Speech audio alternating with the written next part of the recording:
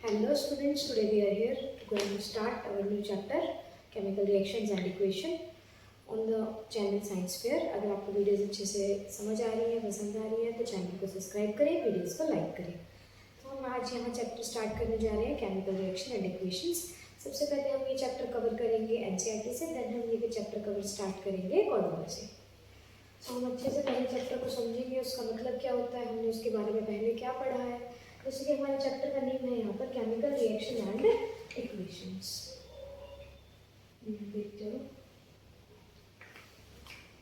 Chemical reaction and equations, और इसका मतलब यही होता है, जैसे कि हम बोलते हैं, हमने क्लास 7 में 6 में पढ़ा है कि जब कोई केमिकल चेंज होता है, मतलब कि कोई ऐसा चेंज जिसमें कुछ न्यू सब्सटेंस बन रहे हैं, उसकी केमिकल कंपोजिशन में चेंज आ रहा है। जब ऐसे चेंजेस होते हैं तो उस प्रोसेस को, उस चेंज के होने के प्रोसेस को क्या बोला जाता है, केमिकल रिएक्शन बोला जाता है। जैसे कि हमने क्लास 7 में चैप्टर पढ़ा फिजिकल चेंज और केमिकल चेंज। फिजिकल चेंज वो चेंज होते हैं, वो भौतिक बदलाव होते हैं जिसमें सिर्फ फिजिकल प्रॉपर्टीज में चेंज आता है, जैसे कि साइज, शेप, इन सब में चेंज आता है। जैसे कि एक कागज लिया, कागज को 4 टुकड़ों में बांट दिया। कागज पहले भी कागज था, अभी भी क्या रहा, वो कागज ही रहा। जब वहीं पे हम क्या करेंगे, कागज को अगर जला दें तो कागज से क्या बन जाएंगे, ऐश बन जाएगी। तो ऐश क्या है, न्यू सब्सटेंस है। वहीं पे गैस भी फॉर्म होगी, कार्बन डाइऑक्साइड। तो कार्बन कंपाउंड से कार्बन डाइऑक्साइड का बनना, वाटर का बनना, ऐश का बनना, ये सारा कैसा चेंज कहलाएगा, ये सभी कैसे चेंज कहलाएगा, केमिकल चेंज कहलाएगा। क्योंकि इस समय पर क्या हुआ है, कुछ ना कुछ केमिकल कंपोजिशन में चेंज आया है। जैसे कि आपको इंट्रोडक्शन में हमें चैप्टर में बताया गया है, जैसे milk is left at room temperature, milk को आपने रूम टेम्परेचर पे छोड़ दिया। Milk is left at room temperature during summers. Summers के दौरान आपने इसको ऐसे मिल्क को अगर हमने बाहर रख दिया तो क्या हो जाएगा, दूध खट्टा हो जाएगा। दूध खट्टा होने की प्रक्रिया में दूध से, दूध का जो प्रोटीन होता है वो अलग हो जाता है। तो दूध की केमिकल कंपोजिशन और जो दूध के प्रोटीन की केमिकल कंपोजिशन होगी वो अलग होगी। तो इस तरह से ये कैसे चेंज होगा, केमिकल चेंज हुआ। वहीं पे नेक्स्ट बताया आयरन तवा। कोई भी आयरन का सामान है, नेल है, पैन है, उसको अगर हमने हवा में नमी वाली जगह पर छोड़ दिया तो उस पर क्या लग जाएगी, जंग लग जाएगी, रस्ट लग जाएगी। तो ये कैसे चेंज हुआ, केमिकल चेंज हुआ। वहीं पे ग्रेप्स गेट फर्मेंटेड, मतलब ग्रेप्स को जब हम फर्मेंट करते हैं, मतलब फर्मेंटेशन एक ऐसी प्रोसेस होती है जैसे हमने पहले भी क्लासेस में पढ़ा है, शुगर से अल्कोहल बनने की प्रोसेस को फर्मेंटेशन कहा जाता है। तो ग्रेप्स को जब फर्मेंट किया जाता है तो उसमें भी उसकी केमिकल कंपोजिशन चेंज हो जाती है। तो ये भी कैसा चेंज होगा, केमिकल चेंज होगा। फूड इसको खाने को पकाना, डाइजेस्ट होना, रेस्पायर करना, ये सभी क्या है, केमिकल चेंज है, क्योंकि इस दौरान केमिकल कंपोजिशन में चेंज आ रहा है। फर्दर हमें बताया गया कि यहाँ पे सब बताया गया what is chemical change, chemical change क्या होता है। तो यहाँ पे बोला गया whenever a chemical change occurs, जब भी कोई केमिकल चेंज होता है, we can say that a chemical reaction has taken place. जब भी कोई केमिकल चेंज होगा हम ये कह सकते हैं कि कोई केमिकल चेंज हुआ तो वहाँ पर भी केमिकल रिएक्शन हुई है। ठीक है, मतलब जब भी केमिकल चेंज होगा वहाँ पे क्या होगी, केमिकल रिएक्शन होगी। क्लियर है। उसके बाद हमने कुछ एक्टिविटीज़ दी हैं इन चेंजेस को और डीपली समझाने के लिए। जैसे कि सबसे पहले आपको दिया एक्टिविटी 1.1। इस एक्टिविटी में हमने क्या लिया है क्लास, मैग्नीशियम का रिबन लिया है। मैग्नीशियम रिबन क्या होता है, एक मैग्नीशियम क्या है, जैसे हमने क्लास 9 में पढ़ा, मैग्नीशियम इज अ मेटल, जो कि जिसका एटॉमिक नंबर क्या होता है, 12। तो मैग्नीशियम एक ऐसा मेटल है जो 12 एटॉमिक नंबर पे है, और ये मेटल है तो इसीलिए यहाँ पे ये सिल्वर कलर का, आपको हमने इसको पीट कर पतली चादर बना दिया हुआ है, बिल्कुल हैमर कर दिया इसको। उसके बाद हमने क्या किया, इसको बर्न किया। मैग्नीशियम रिबन को हमने क्या किया, और जैसे ही हम मैग्नीशियम रिबन को बर्न करेंगे तो वहाँ पे कैसी फ्लेम होगी, वाइट फ्लेम। कैसी फ्लेम होगी, वाइट। यहाँ पे कैसी फ्लेम आएगी, वाइट फ्लेम आएगी। साथ में ये जो ऐश कलेक्ट हुई, मैग्नीशियम ऑक्साइड, ये ऐश कलेक्ट हुई, ये भी कैसे कलर की थी, वाइट कलर की। अब पहले देखो मैग्नीशियम का कलर कैसा था, सिल्वर, कलर कैसा हो गया, वाइट, मतलब चेंज इन कलर। वहीं पे हमें देखने को मिला, यहाँ पे जो बाउल है वो गर्म हो जाएगा, बीकर गर्म हो जाएगा, मतलब क्या देखने को मिलेगा, साथ ही साथ change in temperature, change in temperature. तो मोटा मोटा हमें ये समझ आता है कि जब magnesium, symbol of magnesium is Mg, combines with O2, O2 के साथ जब वो कंबाइन करेगा तो क्या बना है, मैग्नीशियम ऑक्साइड, ऐश बना है। तो जो मैग्नीशियम ऑक्साइड है वो व्हाइट कलर का है, मैग्नीशियम कैसे कलर का था, सिल्वर कलर का था। तो ये कैसा चेंज है, केमिकल चेंज है। आप साफ साफ देख रहे हैं केमिकल कंपोजिशन में भी चेंज है। मतलब इस एक्टिविटी से हमें दो बातें समझ आती हैं कि ये कैसा चेंज है, केमिकल चेंज। दूसरा, जब कोई केमिकल चेंज होता है तो हमें क्या देखने को मिलता है, change in colour, change in temperature. इस एक्टिविटी से हमें यही समझा। ऑक्सीजन क्या थी? गैस थी। ये क्या है? सॉलिड है।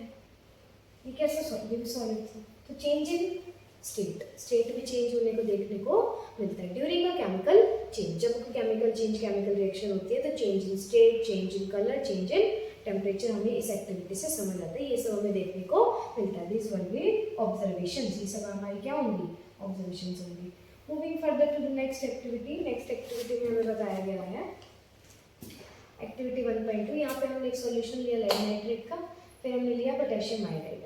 जब लेड नाइट्रेट को पोटेशियम आयोडाइड के साथ मिलाया तो व्हाट डू यू ऑब्जर्व? क्या ऑब्जर्व किया? वहाँ पे हमने ऑब्जर्व किया चेंज इन कलर। ऑब्जर्व किया चेंज इन कलर। कलर में चेंज देखने को मिलता है। यहाँ पर क्या चेंज देखने को मिलता है? कलर इन चेंज। चेंज में कलर में चेंज आता है और साथ ही साथ यहाँ पे एक ऐसा सब्सटेंस बनता है, पीपीटी बनता है, प्रेसिपिटेट बनता है जो पानी में इनसॉल्युबल होता है, इनसॉल्युबल इन वाटर। क्लियर है? तो एक ऐसा सामान बनता है यहाँ पे जो पानी में इनसॉल्युबल है। तो वो सामान बनने की वजह से भी हमें पता चलता है कि कोई ना कोई केमिकल चेंज यहाँ पर हुआ है। क्लियर? Moving further, activity 1.3। यहाँ पे आपको फिगर दिखाई है इस एक्टिविटी की। तो आप इसे ध्यान से समझेंगे। जिंक ग्रेन्यूल्स क्या है? मेटल है। क्या है? मेटल है। वहीं पे हमने क्या लिया? सल्फ्यूरिक एसिड, एसिड ले लिया। तो दोनों रिएक्ट करते हैं तो यहाँ पे कौन सी गैस निकल रही है? Hydrogen gas. मतलब जब एक मेटल एसिड के साथ रिएक्ट करता है, वो भी हाई रिएक्टिव मेटल होना चाहिए, देन हाइड्रोजन। ये याद रखिएगा, ठीक है? तो जो मेटल एसिड के साथ रिएक्ट करता है तो कौन सी गैस निकालता है? जनरली हमेशा हाइड्रोजन गैस निकालता है। तो हम क्या देख सकने को मिल सकता है? Evolution of gas. Evolution of gas. Zinc क्या था? सॉलिड था। सल्फ्यूरिक एसिड क्या था? लिक्विड था। ये क्या है? गैस है। तो मतलब कि हमें चेंज इन स्टेट भी देखने को मिलता है, जैसे कि हमने first chemical reaction first activity में भी देखा है। तो हमें इन एक्टिविटी से क्या समझा? क्या क्या चेंजेस हमें देखने को मिलते हैं? हमें यहाँ पे दिए हैं change in state, change in colour, evolution of gas, change in temperature. साथ ही साथ मैंने आपको एक और बताया अभी, फॉर्मेशन ऑफ पीपीटी। किसका बना? पीपीटी का बना। एक और चेंज होता है बेटा, चेंज इन ऑडोर। Change in ऑडोर। ऑडोर मतलब किस में? ऑडोर मतलब स्मेल में चेंज आने की प्रक्रिया को क्या कहा जाता है? स्मेल में चेंज आने की प्रक्रिया भी केमिकल रिएक्शन के दौरान देखने को मिलती है।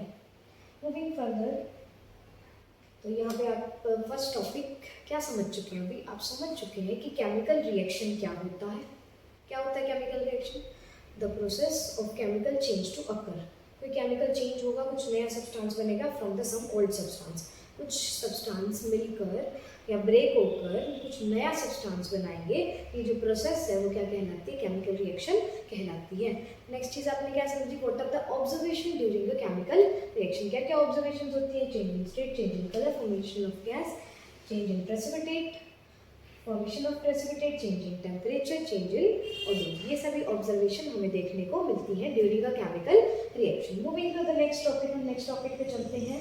तो हमारा नेक्स्ट टॉपिक है chemical equation. What is chemical equation? Chemical reaction को शॉर्ट वे में रिप्रेजेंट करना। केमिकल रिएक्शन को शॉर्ट वे में रिप्रेजेंट करना क्या कहलाता है? केमिकल इक्वेशन कहलाता है। जैसे कि हमने यहाँ पे पीछे हमने किसको बर्न किया? मैग्नीशियम को। Magnesium burn in air to produce magnesium oxide. It is a quite long to write a sentence. एक सेंटेंस को इतना बड़ा लिखना और उसे समझाना एक बहुत लंबी प्रक्रिया हो जाती है, लॉन्ग सेंटेंस हो जाता है। इसको शॉर्ट वे में रिप्रेजेंट करना ही क्या कहलाता है? Chemical equation. क्या कहलाता है? केमिकल। शॉर्ट वे में हम कैसे रिप्रेजेंट करेंगे? By using words. यहाँ पे हमने किसका यूज किया? वर्ड्स का। जैसे मैग्नीशियम प्लस ऑक्सीजन, क्या बना? Magnesium oxide. यहाँ पे मैंने वर्ड्स का यूज किया, मैग्नीशियम ऑक्सीजन और मैग्नीशियम ऑक्साइड का। यहाँ पे हमें ये भी क्लियर करा गया कि जो सब्सटेंस केमिकल रिएक्शन में टेक पार्ट करते हैं वो क्या होते हैं? रिएक्टेंट। और जो बनते हैं आफ्टर द केमिकल रिएक्शन, जो सामान बनते हैं वो क्या होते हैं? Product. The new substance formed is also said to be product. तो वर्ड इक्वेशन, ये कौन सी इक्वेशन है? वर्ड इक्वेशन, जिसमें हमने वर्ड्स का यूज किया। Is that clear? Moving further, यहाँ पे हमें एक और चीज बताई गई है कि एक वर्ड इक्वेशन में क्या क्या चीज होती है। लेफ्ट हैंड साइड पे हमेशा क्या मिलेंगे? रिएक्टेंट। राइट हैंड साइड पे प्रोडक्ट। बीच में क्या होगा? एरो। एरो हमें क्या दिखाएगा? Direction of the reaction. Direction of the reaction की रिएक्शन में रिएक्टेंट से क्या बन रहे हैं? प्रोडक्ट बन रहे हैं कि ये सामान मिलकर इससे ये बन रहा है, वो एरो हमें बताएगा। उसके बाद साइड में आपको ब्रैकेट में स्टेट देखने को मिलेंगे, solid, liquid, gas, aqueous. Aqueous state वो स्टेट होती है जिसमें वो पानी में डिसॉल्व है। जो भी चीज़ है वो किसमें डिसॉल्व है? पानी में घुली हुई है। ठीक है।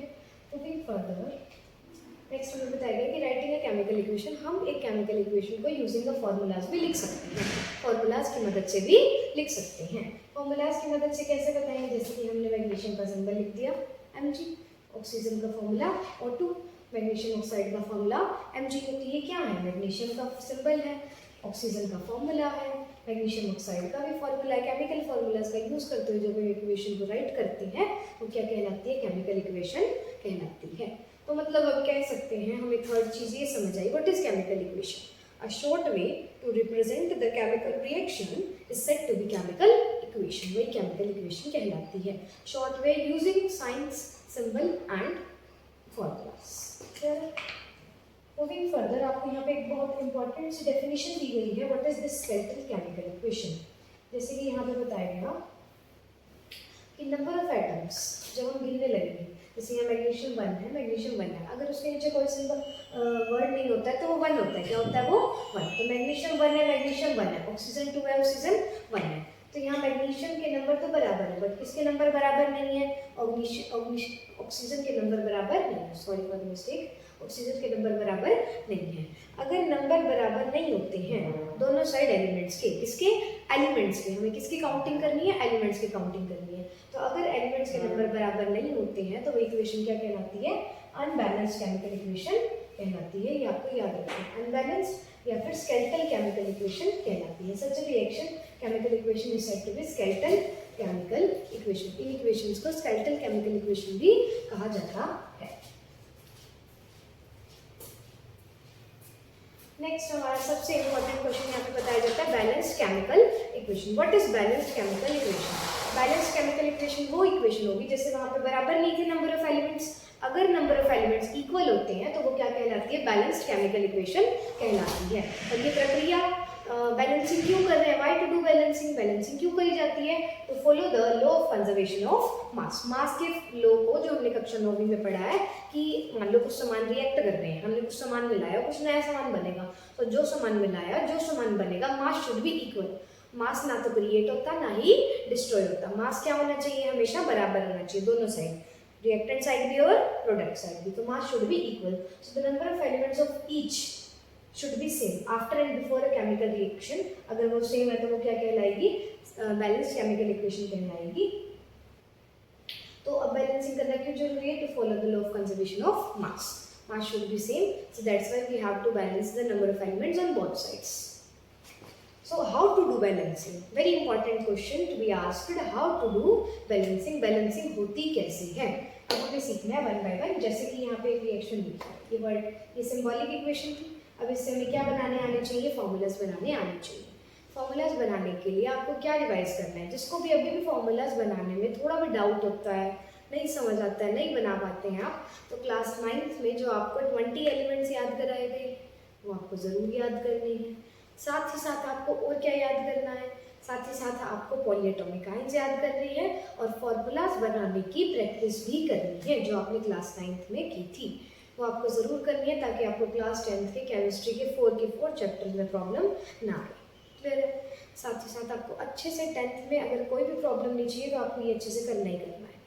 10th में, 11th में, आगे मेडिकल, नॉन मेडिकल, 12th में मेडिकल, नॉन मेडिकल, ये बेसिक्स हैं। ये 20 एलिमेंट्स, पॉलीएटॉमिक आयंस, फॉर्मूलाज कैसे बनते हैं, ये आपको आना ही आना चाहिए। ठीक है? सो जितने भी आपको अभी तक मैंने आपको समझाया वो आपको अच्छे समझ आ गया है। जैसे आप वीडियोस देख रहे हैं आपको अच्छे समझ आ रहा है तो चैनल को सब्सक्राइब करें, वीडियोस को लाइक करें on the channel science step with the Muskan ma'am. So here moving to the topic, यहाँ पे आपको वर्ड इक्वेशन दी है, बैलेंस कैसे करते हैं, zinc, sulphuric acid, zinc sulphate और हाइड्रोजन बन गया। ये हमें पीछे भी कह जिंक का सिंबल होता है Zn, क्या होता है Zn। वन बाय वन कुछ नए एलिमेंट्स आपको देखने को मिलेंगे 20 एलिमेंट के अलावा, वो आपको याद रखने हैं। Sulphuric acid H2SO4, zinc sulphate ZnSO4 and hydrogen H2। Clear है? तो यहाँ से हमारे पास ये क्या बन गया, हमारे पास वर्ड इक्वेशन हमें दी, वर्ड इक्वेशन से हमने क्या बनाई, फॉर्मूला इक्वेशन बनाई है। मूविंग फर्दर, अब यहाँ पे आता है हमारे पास इसको बैलेंस कैसे करना है। सबसे पहले क्या करना है, उनको बॉक्स में बंद, जैसे मैं आपको सिखा रही हूँ बस इतने अच्छे से आपको समझाया जाएगा कि स्टेप बाय स्टेप आपको यही स्टेप फॉलो करने हैं। 2 मिनट में रिएक्शंस बैलेंस होना स्टार्ट हो जाएंगी, but with the practice as well as with the steps, जो आपको स्टेप्स बताए जा रहे हैं वही फॉलो करनी है। जैसे कि सबसे पहले आपको क्या करना है, इनको बॉक्स में बंद करना है। किनको, हमारे पास प्लस के आजू बाजू, एरो के आजू बाजू जो भी कंपाउंड है, एलिमेंट्स हैं, उनको बंद कर देना है। तो हमने जिंक सल्फेट को बंद कर दिया, हाइड्रोजन को बंद कर दिया, सल्फ्यूरिक एसिड को बंद कर दिया और जिंक को भी बंद कर दिया। किसमें? बॉक्स में। आफ्टर बॉक्सिंग हमने जैसे इनको बॉक्स में बंद किया, वहीं पे हमने क्या करनी है, उसके बाद काउंटिंग करनी है। जिंक के नंबर 1 है, यहाँ भी 1 है, इनके देखिए जिंक 1 है, यहाँ भी 1 है। मूविंग फर्दर हाइड्रोजन 2 है, हाइड्रोजन 2 है, सल्फर 1 है, सल्फर 1 है, ऑक्सीजन 4 है, ऑक्सीजन 4 है। अगर बराबर है तो वो क्या कहलाती है? बैलेंसिंग कहलाती है। तो ये रिएक्शन ऑलरेडी बराबर थी, वहीं पे ही अगर हमें बराबर करनी हो, अगर बराबर ना हो तो हम कैसे करेंगे? फर्स्ट स्टेप यही रहेगा, बॉक्स में बंद करना। सेकंड स्टेप क्या रहेगा? काउंटिंग करना। बैलेंस करने के लिए आप हमेशा सिर्फ नंबर्स को क्या कर सकते हो? Multiply. What we can do? Multiply, only multiply कर सकते हैं। ठीक है, सो हियर मूविंग फर्दर, जैसे हमें यहाँ पे एक इक्वेशन हमने बॉक्स में बंद करना सीखा। Step 1 is boxing, step 1 is boxing. सबसे पहले आपने बॉक्स में बंद कर दिया। आप देख रहे हैं अच्छे से यहाँ पे to balance a chemical reaction, first draw boxes around the formulas. Formulas के अराउंड हमने क्या कर दिया? बॉक्स, फॉर्मूलाज और कंपाउंड के अराउंड हमने बॉक्सिंग कर दी। उसके बाद हमने क्या करनी है? Counting. Then the count the numbers. अच्छे से अपने नंबर्स को आपने क्या कर दिया? काउंट कर दिया। तो उसके बाद स्टेप 3 में आपको क्या करना है? बैलेंस करने के लिए आप हमेशा क्या करेंगे? मल्टीप्लाई। आप देख रहे हैं यहाँ पे आयरन 1 था, आयरन 3 था, हाइड्रोजन 2, हाइड्रोजन 2, ऑक्सीजन 1, ऑक्सीजन 4। ठीक है, अब यहाँ पे किसके नंबर बराबर नहीं है? एक नोट याद रखिएगा कि आपको एक टिप दे रही हूँ, हाइड्रोजन ऑक्सीजन को हमेशा लास्ट में बैलेंस करिए, लास्ट में, बाद में बैलेंस करिए। पहले अदर एलिमेंट्स को बैलेंस करिए ताकि बैलेंसिंग जल्दी हो पाए। ठीक है, मूविंग फर्दर इससे बैलेंसिंग फटाफट हो जाएगी आपकी। तो यहाँ पे सबसे पहले इनिशियल उन्होंने क्या किया, इनका मेथड एनसीईआरटी में थोड़ा अलग दिया है, जैसे मैं आपको सिखा रही हूँ वो थोड़ा अलग रहेगा, बट ये श्योरिटी है कि जो आपको मेथड सिखाया जाएगा वो इतना क्विक और एक्यूरेट होगा कि आपके आंसर्स फटाफट आ जाएंगे। तो हमने सबसे पहले आयरन को बैलेंस करना है, उसको बैलेंस करना है आयरन को। हमने आयरन को बैलेंस करा और यहाँ पे क्या किया? Multiply by 3। ठीक है, जैसे ही हम इसको मल्टीप्लाई बाय 3 करेंगे, हमने इसको मल्टीप्लाई बाय 3 करना है, तो हमने यहाँ पे 3 दिखा देना है। ठीक है, आयरन 3, आयरन 3, आयरन बराबर हो गए। मूविंग फर्दर, अब यहाँ पे हमें क्या देखना है? हाइड्रोजन यहाँ 2 है, हाइड्रोजन यहाँ 2 है, बराबर है। ऑक्सीजन यहाँ है क्या? ऑक्सीजन यहाँ 4 है। हमें ऑक्सीजन यहाँ 4 करने के लिए क्या करना पड़ेगा? यहाँ पे इसको 4 से मल्टीप्लाई कर दिया, 4 से मल्टीप्लाई, इसको किससे किया था हमने? 3 से। तो यहाँ पे 4 दिखा देना है। जैसे ही हम बॉक्स के बाहर 4 लगाएंगे क्लास, ऑक्सीजन जो 1 था ये 4 हो गया, बट हाइड्रोजन भी जो 2 थे वो कितने से मल्टीप्लाई हो गए? 4 से, दिखा दिया हमने मल्टीप्लाई। अब हाइड्रोजन कितने हो चुके हैं? टोटल 8, 4 8। अब यहाँ पे भी हमने कितने करने? 8, तो यहाँ पे भी हम इसको किससे मल्टीप्लाई करेंगे? 4 से। रिएक्शन क्या होगी? बैलेंस। क्लियर है? तो इस तरह से ही आपको बैलेंसिंग करनी है, ये बेसिक बैलेंसिंग का रूल है। अभी आपको मैंने बैलेंसिंग में सिर्फ 4 स्टेप्स बताए। बॉक्स में बंद करना, काउंटिंग करना, हाइड्रोजन ऑक्सीजन को बाद में बैलेंस करना, पहले अदर एलिमेंट्स को बैलेंस करना। जो चेंज आप टेबल में दिखाएंगे वही चेंज आप कहाँ दिखाएंगे? बॉक्स के बाहर दिखाएंगे। ठीक है, जो बॉक्स के बाहर कोई और चेंज आ रहा है तो वो आप टेबल में दिखाएंगे। इस तरह से रिएक्शन आपकी फटाफट स्टेप बाय स्टेप करते हुए बैलेंस हो जाएगी। क्लियर है? This is the most important 2 marks का पक्का क्वेश्चन आएगा यहाँ से। आपको कल एक और बैलेंसिंग की प्रैक्टिस सिखाएंगे हम, टिपिकल, थोड़ा सा टिपिकल जो आपको एनसीईआरटी में और दिया गया है। ठीक है, और हम बैलेंसिंग करेंगे।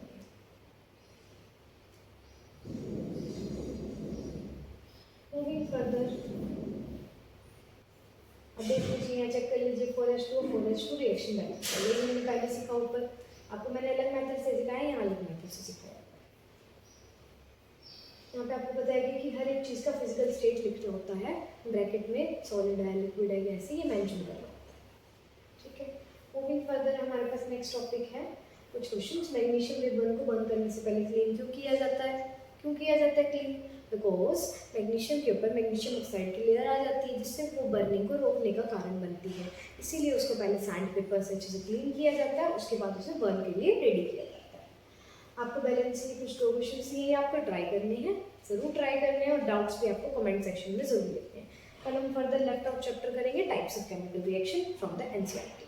Thank you, have a nice day, and I hope आपको वीडियोस अच्छे से समझ आई हैं। जितना भी आपको मैंने बताया है, what is chemical reaction, what is chemical equation, how to do balancing, what is balancing, why to do balancing, this is all clear to you. And like the videos, and subscribe the channel Science Fair. And also the videos link and the YouTube channel link is on the Instagram. science_sphere24. Thank you.